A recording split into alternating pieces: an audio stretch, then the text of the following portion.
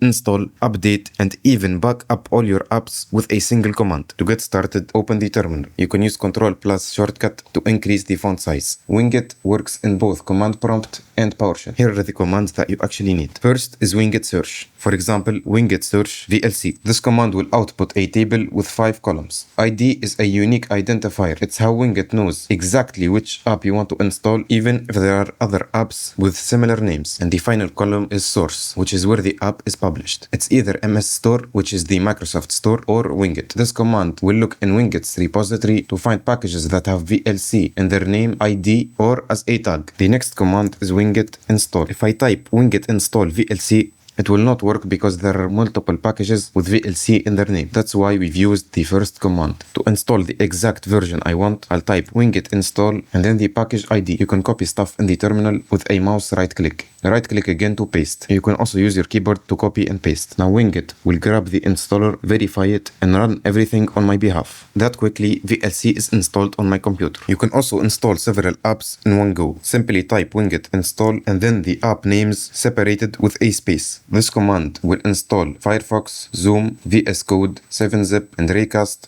all at once. But of course, it will not work because for each app, there are multiple matches. For example, with Firefox, there are lots of versions and language variants. Wingit can't guess which one I want, so I have to be specific and give the exact package ID. Wingit already searched for Firefox and Zoom, and I'll search for the rest. That's VS Code, that's 7-Zip, and that's Raycast. Now I'll rewrite the initial command with the exact package IDs. For VS Code, the names got cut off, so I'll need to run the command again in a zoomed out command prompt. Now Wingit will go and install those packages on my computer. If you don't want to see pop-ups while the apps are being installed, you will need to run the terminal as administrator and then add -- silent at the end. You will know the terminal is open as administrator if there is a shield icon in the top left corner. The next command is Wingit upgrade. This shows all apps that have updates available. I can update everything from here instead of hunting them down manually. To update a single app, you can use Wingit upgrade and then copy paste the name or ID of the app that you want to update. You can also update multiple apps at once by including them in the command, or you can use upgrade -- all to update everything at once. The next command is Wingit list. This gives me a full list of what's installed on my system. The entries that have an empty source are not managed by Wingit, so you can't update or uninstall them. This command is helpful for finding the name or ID of the app that you want to uninstall. Copy the name or ID and then type Wingit uninstall and paste it.